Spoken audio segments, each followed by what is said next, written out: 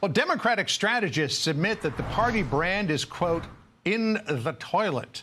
That came out in a New York Times written online conversation yesterday.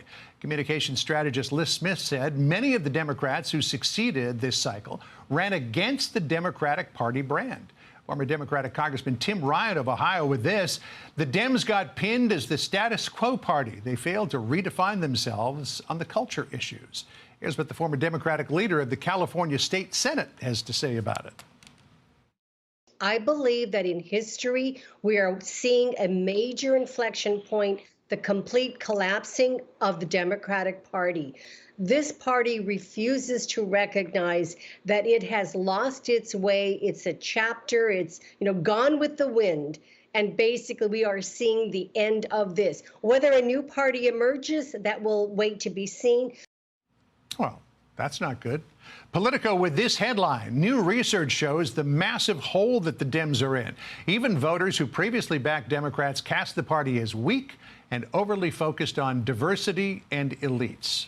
Our power panel now: Gabriela Baraspi, Latino Wall Street founder and CEO, and Doug Schoen, former Clinton advisor.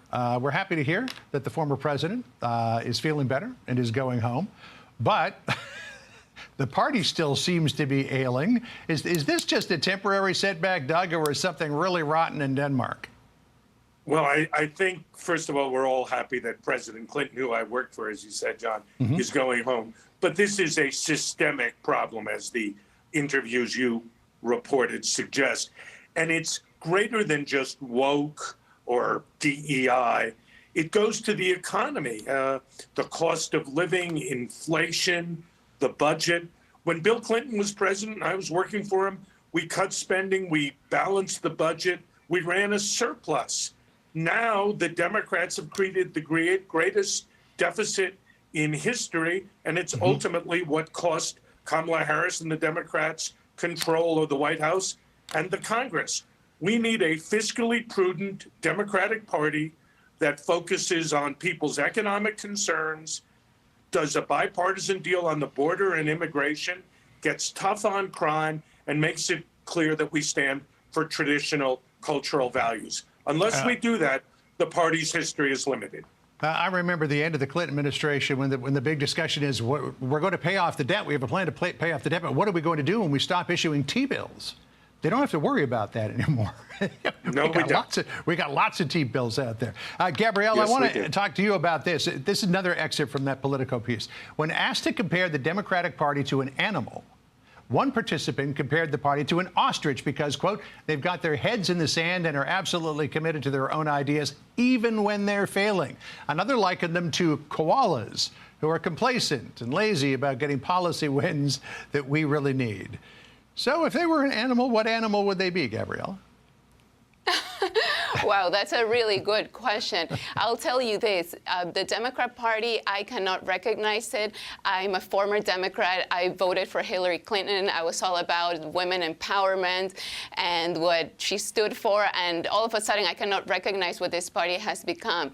Latinos voted in this election with their wallets. We didn't vote for pronouns. We voted for our paychecks. We voted for safety. We voted with our Catholic values.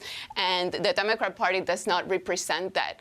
So it's become something we don't recognize, we don't identify with, and they've really lost us. Like Kennedy says, the party left us. Yeah. Well, Democratic Congressional Campaign Committee Chairwoman Representative Susan DelBene laid out where she thinks Democrats need to focus looking ahead to 2026. Listen to what she said. I think there are a lot of things we did right that we're going to continue to build on. If Republicans aren't willing to focus on the needs of communities, that they aren't working to move policies forward that will help our communities and our country, our candidates are going to speak out and hold them accountable for that. And so that gives us opportunities across the country. We want to reach voters where they are, make sure they're getting accurate information about where our candidates stand.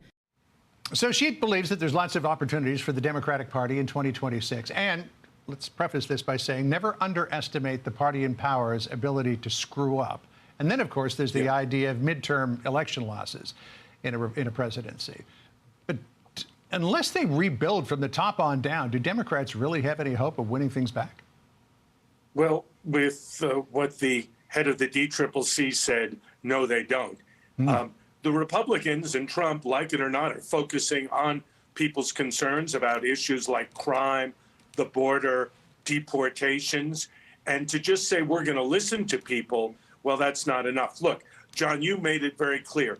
The Democrats' best asset is Trump and the Republicans overreaching or getting into an intramural squabble. Based on the budget and continuing resolution last week, that's certainly possible. But basically, my party needs a new agenda, as I was saying, and we need people to not leave the party, particularly Latinos and African Americans, because we need an agenda that speaks to their real needs, not generic concerns. And I hope my party remembers Bill Clinton and remembers what needs to get done.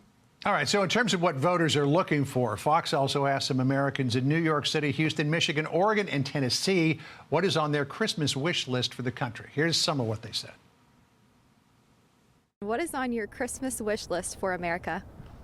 For America? Peace.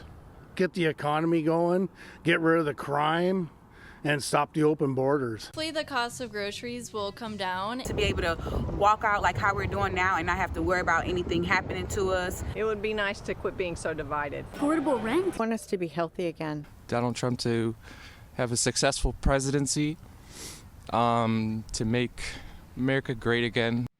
All right, Gabriella, that's a big to-do list for the incoming president, but he is calibrated in that direction. So, look, we need to fix the Democrat cities are quite the nightmare. Women was just burned alive in New York City. I lived in New York City most of my life. I cannot believe what's happening right now and what it has become. So we need a transformation. We need safety. One of the reasons why we move here is for safety, right? Yeah, well, we'll see if we can get it. It's quite the irony what has happened in the country. We got to jump. We're out of time. Thanks for joining us. Merry Christmas to you.